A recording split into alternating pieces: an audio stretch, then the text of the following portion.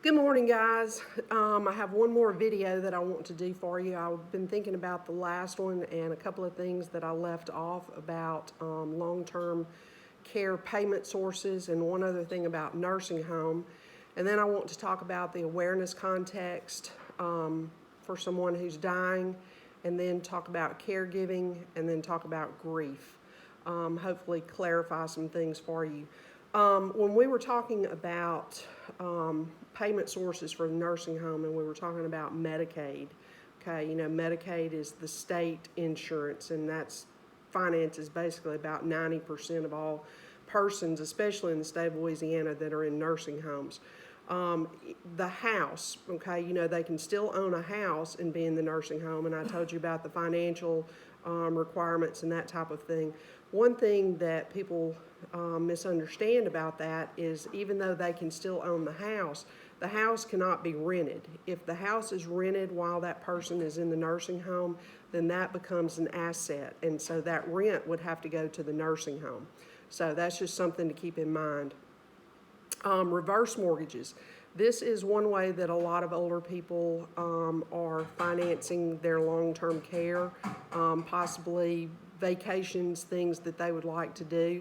This used to be something that only big national banks did, but now many of the local banks are doing this. Basically, the way a reverse mortgage works, first of all, let me explain a mortgage to you because I realize some of you may not understand how that works. So let's say you want to buy a house, okay? And that house costs $100,000, okay?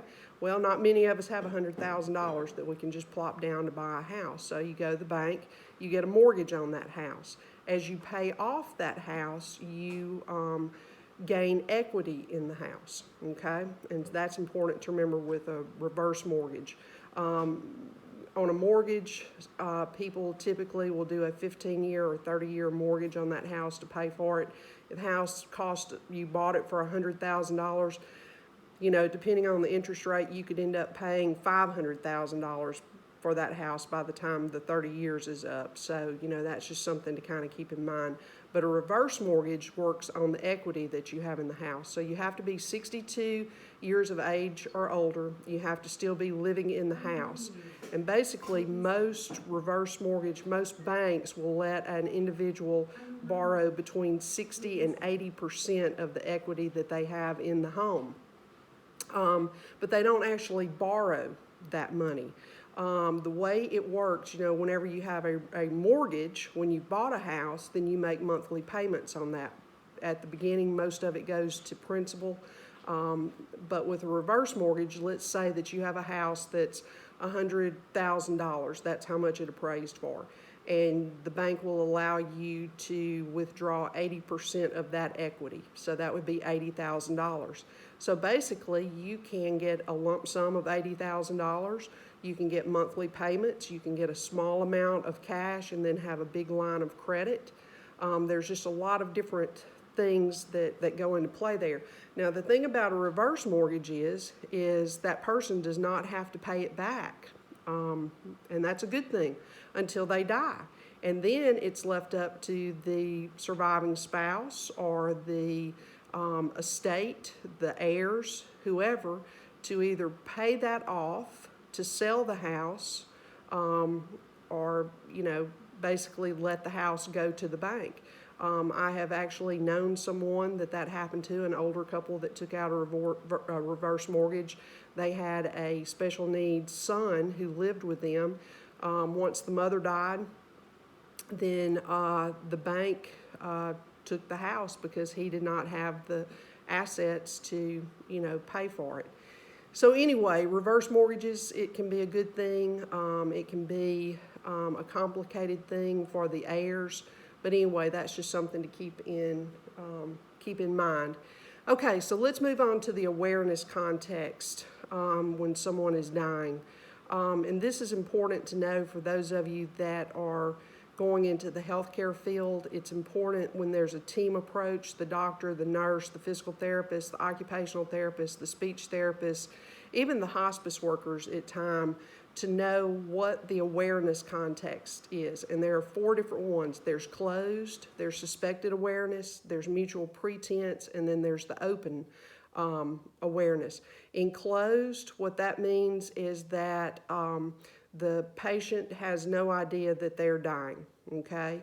The family does, the healthcare workers, the caregivers, they know, but the patient themselves do not. Suspected awareness, the patient may start asking a few questions because they suspect that they, may be dying. And so that's the suspected awareness. The mutual pretense, everyone knows, but no one really talks about it. They still offer the encouragement that the person is going to get better. The person talks about getting better. And then in the open awareness context, everybody knows, the healthcare providers, the patient, the family, and it's discussed openly. Is it possible to move through all four of those awareness contexts? It is. My mother actually did that. I think I told you when we put her on hospice, I just told her that we were upgrading home health because for her generation, hospice, the term hospice equaled death. And I do think that that would have made her want to give up if she thought that I had given up. But it was, to make her more comfortable, if you will, and to get some additional help that we needed.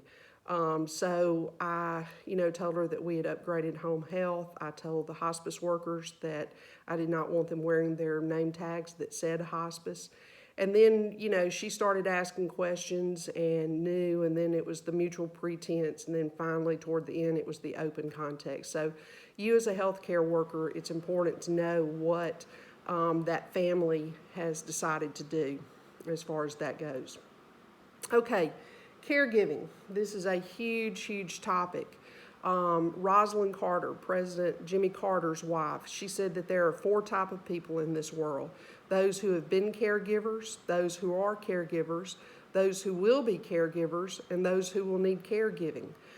I tend to believe that there is a fifth type of person, and that person is the person that sticks their head in the sand and does not realize when their loved one needs some caregiving. Either they don't want to deal with it, or many times they don't want to acknowledge that their loved one cannot take care of their basic needs anymore. And so, it's important to understand that. One of the real difficulties with caregiving is if it is long distance. You may have heard Ms. Szymanski talk about her mother. Her mother was diagnosed with Alzheimer's at an early age, around the age of 60. She, before she died, became nonverbal, and Ms. Szymanski's dad had to do everything for her, basically. She could not feed herself, she could not speak, she could not do anything. Ms. Reeves' mother, she had Alzheimer's as well. She was in an Alzheimer's unit in a nursing facility, and then when she was put on hospice, they actually moved her out into the general population. That's the way it works with hospice whenever you have Alzheimer's. But that caregiving long distance, that can be a very challenging thing because, it's not like you can run home every other day to check and see what's going on. And many times that loved one can put up a good front that things are actually better than they are. But, now that we have FaceTime, we have Google Duo, we have Zoom, we have all of these different methods that we can actually see people. It's a good idea to get that set up with a loved one so that you can actually lay eyes on them. I know Ms. Reeves, she would leave every Friday morning after the pool class and would go home and would go home to South Louisiana to check on her mother, her needs. Would not get home until Sunday night. Ms. Szymanski and her family, they would go to Texas as often as they could, but she actually had her brother install a camera in her mother's room so that she could see her mother and she could actually talk to her mother at different times. She had an app on her phone that allowed her to do that. So those are two things. But, with caregiving, speaking from personal experience, it can be very trying to your patient's level. It seems like I've been a caregiver most of my life. I helped with my grandmother. Then my best friend died of breast cancer when I was 35, and I was one of her caregivers. And then my dad had a stroke, I guess about 8 years before he died. When I was still married, my husband had a life-threatening condition, was in ICU for a couple of weeks. So there was caregiving involved with that, but it can run a wide spectrum of things that you might have to do, but patience can run very thin many times. But one of the main things to remember in caregiving is to honor that person, to respect that person, to help them to maintain their dignity. Those are just very important things. And many times when you're caregiving with someone who has dementia, you have to get creative. You have to think outside the box. I'll just give you a couple of examples.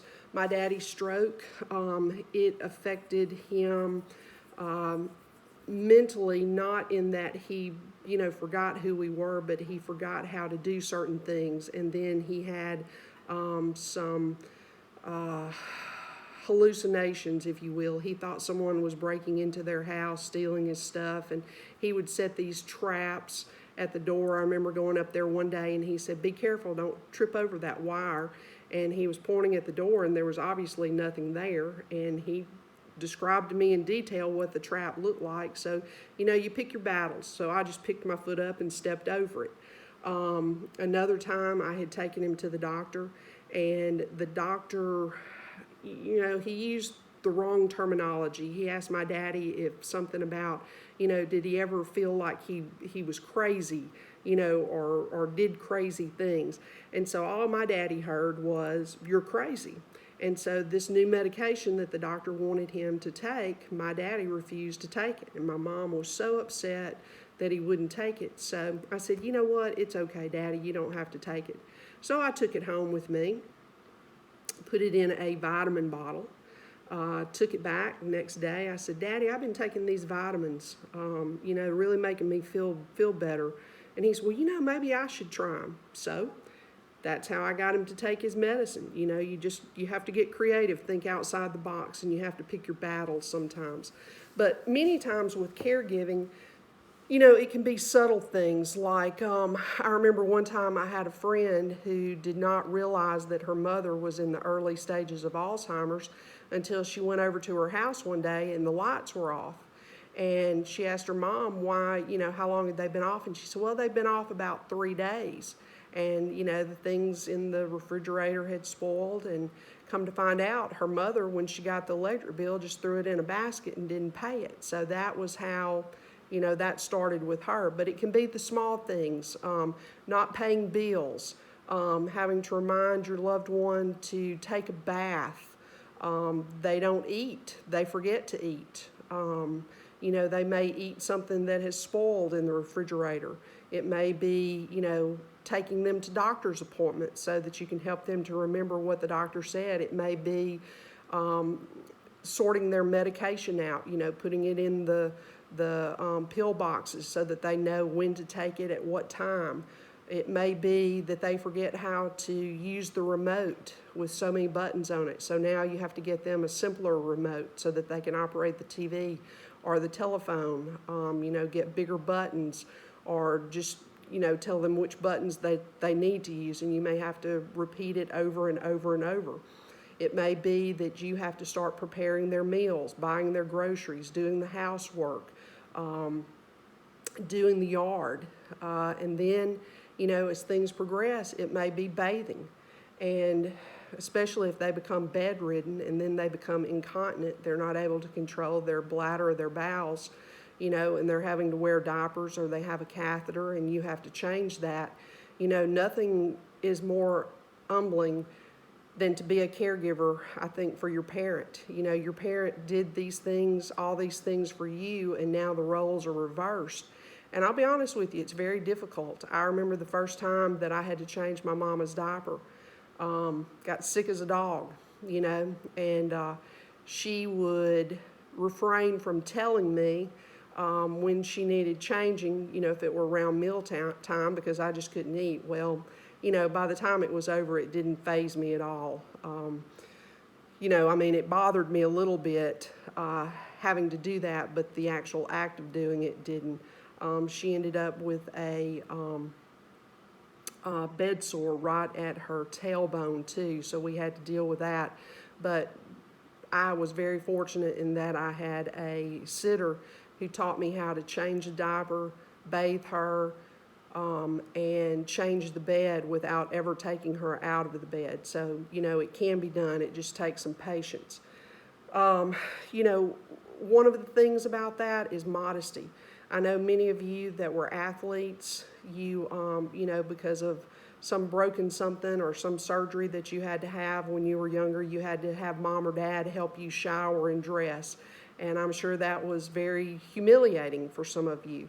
Well, just because a person is old doesn't mean that they lose their modesty. So that's something that you have to remember as well. You can change a person's diaper without ever exposing them. You can bathe a person without ever exposing them. You can help change their clothes with, helping them to maintain their modesty. So that's something that's very, very important, to remember. Caregiving is a very difficult thing, as I said. I can remember waking up in the morning when my mom, toward the end, and thinking, okay, what do we have to do today? And then, I'd go to bed at night and I would, just thank God that we had gotten through that day. I can remember when the sitters would come, or the home health people, or then hospice, they would come on Tuesday and Thursdays to bathe her. And that was actually my day that I could actually take a soaking bath and try to relax for just a little while, because I knew that she was in good hands with them. But, caregiving, it can start out very simple, and then it can become very complicated. But it's just all a matter of perspective and remembering that that person, especially if it's your parent, that they did those things for you when you were growing up, and, that you need to have the patience with them. With a spouse, like I said, when my ex-husband, he had a medical condition that almost killed him. Fortunately, he survived. That's a very different ball game. You have so many different emotions, going through there, that's your life partner that you may lose.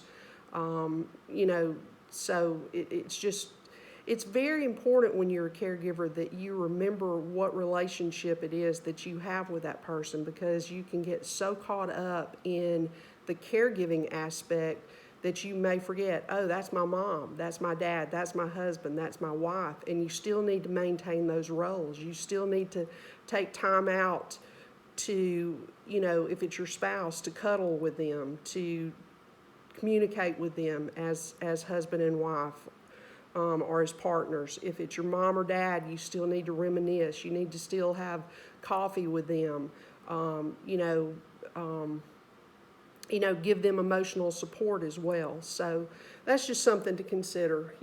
As I said, Rosalind Carter said that there are four types of people.